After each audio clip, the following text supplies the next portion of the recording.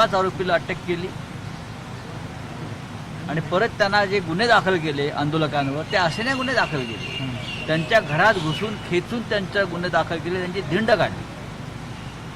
आता माझी मागणी अशी आमची आहे, एन्काउंटर खरं की खोटं हे जनतेला माहिती आहे काय आहे. ज्या आंदोलकांवर गुन्हे दाखल केले मग ते गुन्हे का दाखल केले तुम्ही? आंदोलकांची जी मागणी होती तीच तुम्ही केलेली. आंदोलकांवरचे गुन्हे आधी मागे घ्या सर्व. दुसरा माझा मुद्दा असा आहे, आरोपीच्या हातात बेड्या आहेत, मी ट्विट केलाय. आरोपीच्या तोंडावर बुरखा आहे, आरोपीच्या हातात बेड्या आहेत, आरोपीच्या तोंडावर बुरखा आहे, तरी सुद्धा कल्याण जंक्शनला तो आरोपी म्हणे पोलिसांची बंदूक खेचतो आणि गोळीबार करतो. संडास साफ करणारा पोरगा गोळ्या कधी चालवायला लागला? त्याला गोळ्या चालवायचं ट्रेनिंग कोणी दिलं? का आतमध्ये तुरुंगात असताना ह्याच लोकांनी त्याला दिलं? बुरखा आहे, हातात बेड्या आहेत, 24 वर्षाचा तो गुन्हेगार आहे, आरोपी आहे, भयंकर आहे.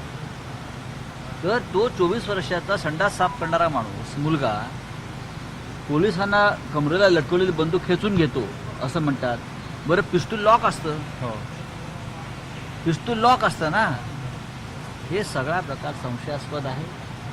कोणाला तरी वाचवायचं आहे या प्रकरणामध्ये. मोठे मासे हे जे कोणी आहेत भाजपशी संबंधित संस्था चालक, ज्यांनी CCTV फुटेज लगेच गायब केलं का? आपण गुन्हेगार नाहीत ना, मग CCTV फुटेज का गायब केलं?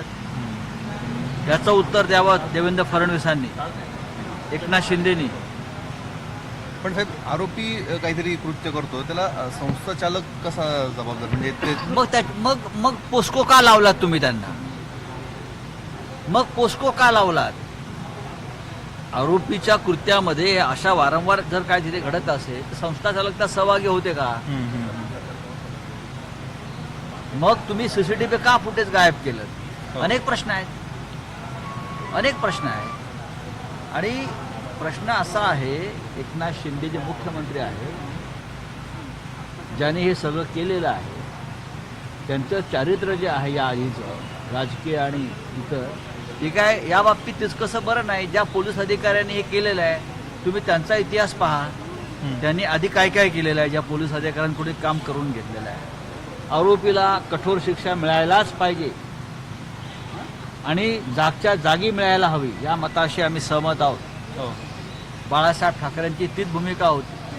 बलात्कार करणाऱ्यांचा खटला चालता कामा नाही, त्यांना जागीच त्यांच्यावरती अशा प्रकारनं शिक्षा व्हायला पाहिजे. मग त्या दिवशी जनता तेच करत होती, तुम्ही त्यांच्यावर गुन्हे दाखल केले. पण ते कायद्याला धरून आज मग हे कायद्याला धरून आहे का?